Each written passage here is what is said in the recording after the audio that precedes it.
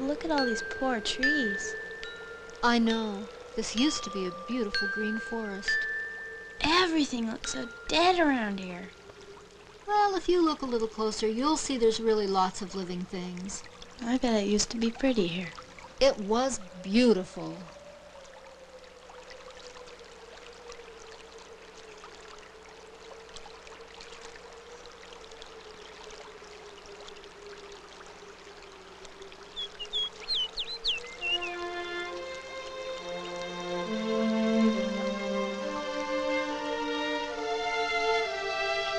Mount St. Helens, a 9,677-foot sleeping volcano nestled in the wild abundance of the Gifford-Pinchot National Forest in southwest Washington.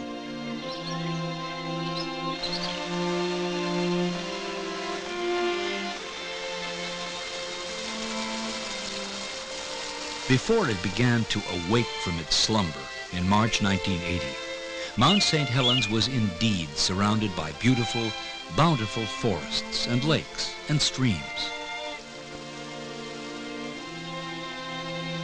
From the summit, the views were breathtaking. Below lay Spirit Lake, and in the distance, Mount Rainier. The natural setting was a recreational haven for campers, hikers, picnickers.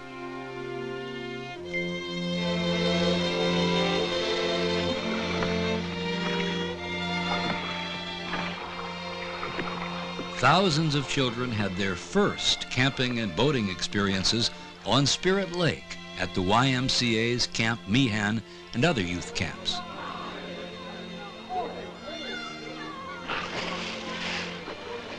Forest Service campgrounds like Bear Cove, Cedar Creek, and Donnybrook provided an inspirational setting for those who would venture into this postcard world.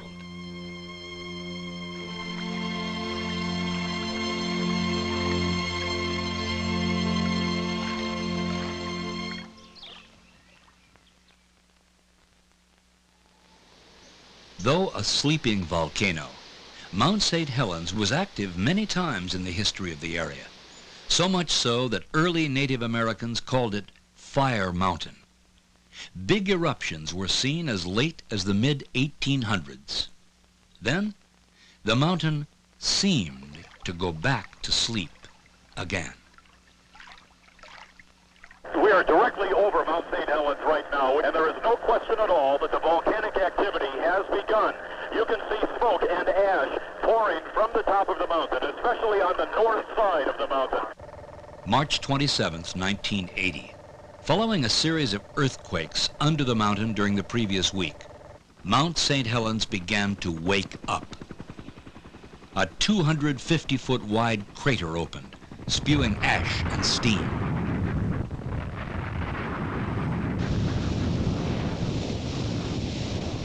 It came as no surprise to geologists who had predicted 2 years earlier that Mount St. Helens would erupt before the end of the century.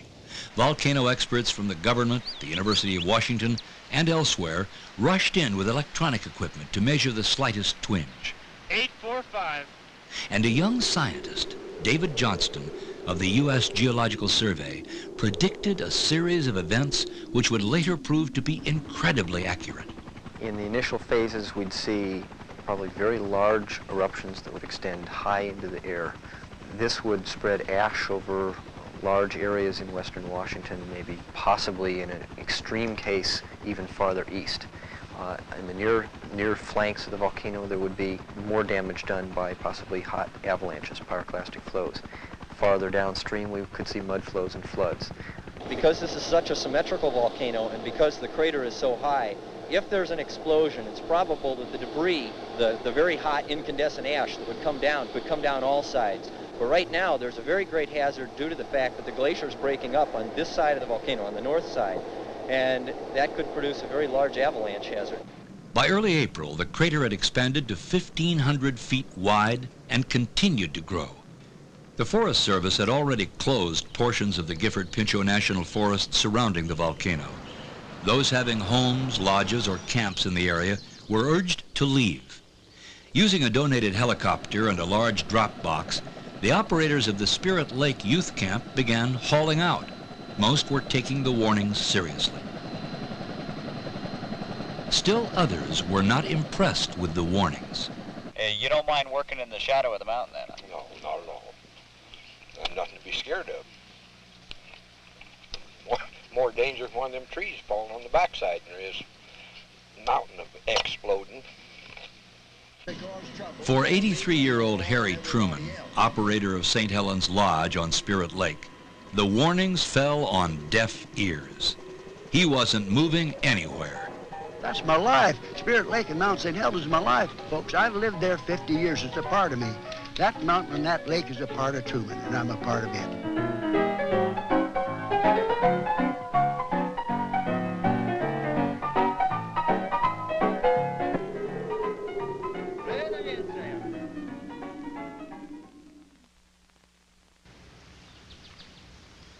Sunday morning, May 18th, 1980. It was like any other morning for a Forest Service tree planting crew on the lower southern flank of the mountain until 8:32 a.m.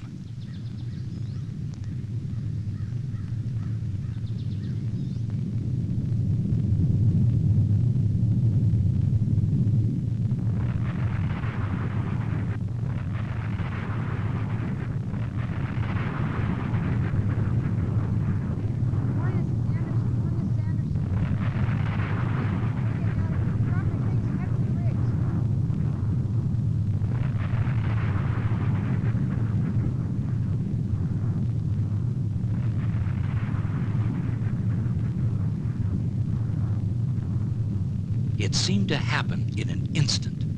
The whole top of the mountain, tons of ash, rock, and ice, rocketed into the stratosphere. The cloud reached some 15 miles up into the sky. The sight was spectacular. As most of you already know, we had a major eruption occurring at 8:32 approximately this morning on Mount St. Helens. It does appear that the northwest flank of the mountain seems to be gone. They have indicated that there have been some mud flows that come down the southeast flank of the mountain. Emergency procedures have been put into effect. At 10:15 this morning, Helens County reported that a 12-foot wall of water was coming down the Toutle River, and this was verified by the Washington State Patrol. The raging wall of water caused by the melted ice and snow roared through a logging camp, picking up more debris as it went, knocking out bridges, cabins, and homes. There is a mudslide southward coming down the mountain right now. Get off the bridge! They filmed it.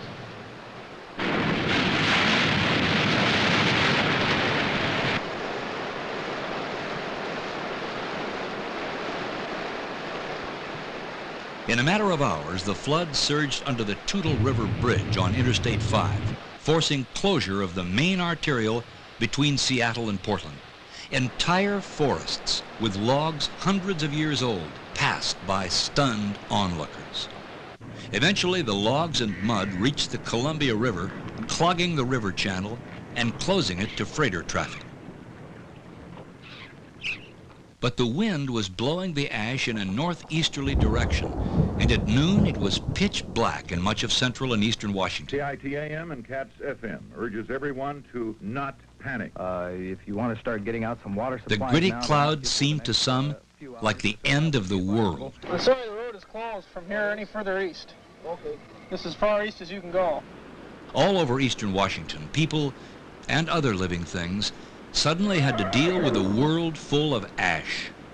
Ash from a plume that eventually spread around the world. For a while, roads and highways hundreds of miles away had to be closed due to blowing ash. The ash was everywhere, and because it was so light and fine, the grit got into everything. Water simply turned it into a substance with the consistency of wet cement. Meanwhile, the biggest rescue operation in the history of the Northwest was underway, involving military helicopter units, volunteers, and Forest Service employees, all coordinated by the county sheriffs. Look at this. It doesn't even look like the same country. Even the valleys have changed. Nothing matches the map. Where's Spirit Lake? Is that it over there? I can't believe I've camped up in this area. It doesn't look like any place I've ever been before. Rescue operations lasted for 2 weeks. 170 people were brought to safety, but 57 were dead or missing. Geologist David Johnston was at a scientific research station 6 miles northwest of the mountain. Harry Truman was at his lodge. Neither was ever found. Okay, I think we've got a car down here on the left. Looks like a Japanese car of some type. From the perilous vantage point of a still photographer and the actual recorded transmission of a ham radio operator, we learned a lot about what actually happened in the first few minutes of the eruption. I just felt an earthquake, a good one. Now we've got an eruption down here. Now we got a big slide coming off. The slide is coming off of the west slope. Now we got a whole great big eruption out of the crater. And we got another that opened up on the west side, and the whole west side, northwest side is sliding down. All right, we got it, boy. The whole northwest section and north section blowing up, crying it's coming up over the ridge towards me. I'm going to back out of here. Photographer Gary Rosenquist barely escaped. Radio operator Jerry Martin did not.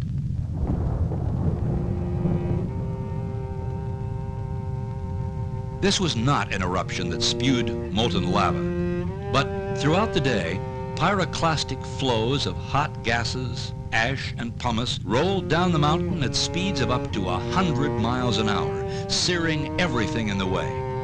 In the valleys below, steaming hot mud flowed over businesses, campgrounds, roads, bridges, homes.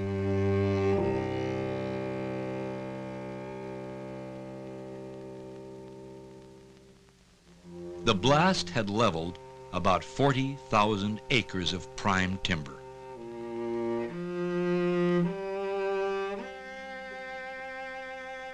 The avalanches of debris, rocks, mud, ice, and snow created a massive natural dam at one end of Spirit Lake. Should the dam give way, communities downstream would be threatened by catastrophic flooding. To reduce the threat, the Army Corps of Engineers first used pumps and later a tunnel to keep the lake at a safe level. On privately owned lands, salvage operations to reclaim the downed timber got underway quickly. After a careful environmental analysis, the Forest Service allowed salvage in the National Forest. Though there have been lesser eruptions several times since May 1980, scientists from the U.S. Geological Survey visit the steaming crater, continuing to monitor the changes taking place. And as a new mountain begins to take shape inside the crater in the form of a slowly building dome of hot lava, we're learning more about how volcanoes are formed.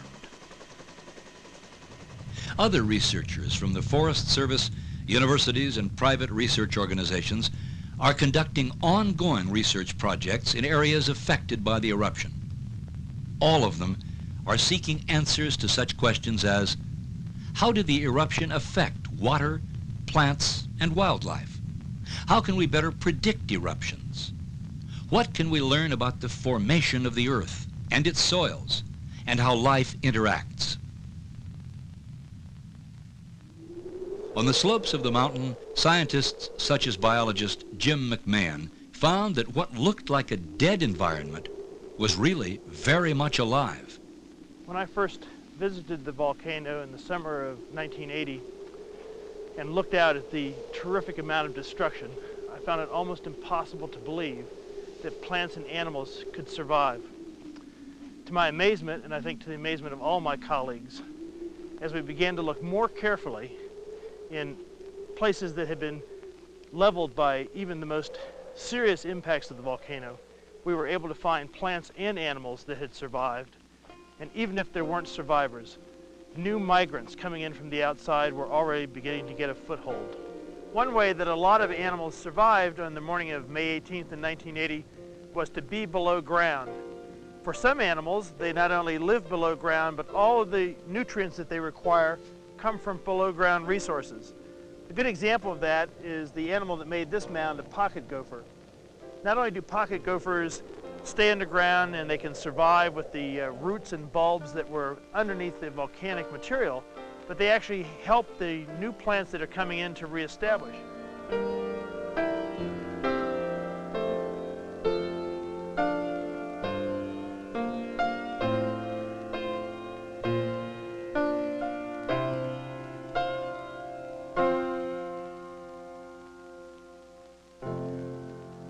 Scientists like Joe Means of the Forest Service are studying those processes that allowed many plants and trees to survive the blast and the layer of ash, or tephra.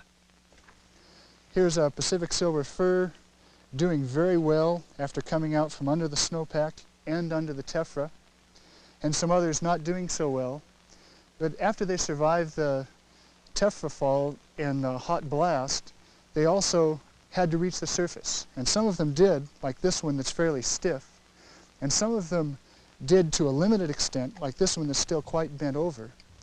And some trees, such as this little silver fir here, could not. You can see he's fairly well stuck, no green foliage on his crown.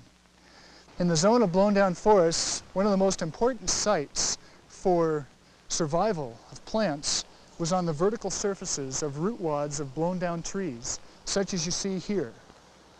Here you see some huckleberries, which survived the eruption under a snowpack, and they were further helped by being on this vertical root wad surface because pumice and ash did not collect here and smother them. The aquatic systems around Mount St. Helens received a variety of impacts from the volcano. They range from places like Maida Lake here, where on the morning of May 18th, the surface of the water was covered with ice and snow. That helped to insulate the organisms in the water from the effects of the volcanic fallout. The result of that is that fishes and reptiles and amphibians like frogs and salamanders survived in place and have continued to breed even as early as the summer of 1980. Not only are plants and animals coming back to the landscape, so are people. In the first years after the eruption, more than 1 million people have visited the area. In fact, the volcano has become a major point of interest for visitors from throughout the world. The Forest Service has provided access to various viewpoints inside the blast zone, such as this one at Windy Ridge overlooking Spirit Lake.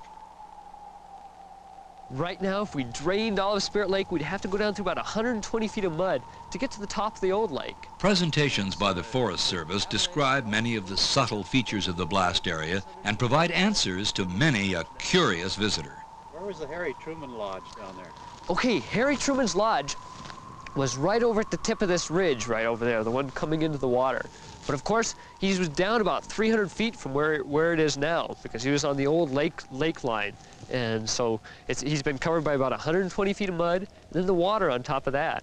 To preserve the area around the mountain as a natural wonder, Congress and the President declared 110,000 acres as the Mount St. Helens National Volcanic Monument, to be managed by the Forest Service. This assures that much of the area where the effects of the eruption are so dramatic will be allowed to recover naturally, so that present and future generations can get a close-up look at the rebuilding processes of nature. For those who can't make the trip to the blast zone, but who still have curiosities to satisfy, a visitor center has been established near Interstate 5. Displays and information are also provided at the Forest Service information stations on the way into the monument. For those who do travel to the blast zone, the first impression is one of utter bleakness. Many are saddened to see an area of such abundant beauty now transformed into a seeming wasteland. But as the days and years go by, what becomes awe-inspiring is the rebirth, the regrowth, the return of life. The beauty that was the attraction for so many before the eruption is returning, albeit at nature's own pace. Now, if we look here, what do we see down there? If we saw a fish, and there's just life coming back, and also, look at that, there's plants there. And there's plants coming back everywhere, and along with the plants, there's animals that come back. And just like that, there's a little frog right there. Volcanoes are secretive and largely unpredictable. Mount St. Helens may remain active for months, years, even centuries. But one thing for sure, it will continue to change. That's the way it is with volcanoes. For now, we have a landscape in transition, a rare opportunity to look into the Earth's window and learn more about our planet and the life that thrives upon it, and a chance to marvel at nature's persistent ability to heal what seem to be devastating wounds and to rebound and prosper with abundant life and beauty.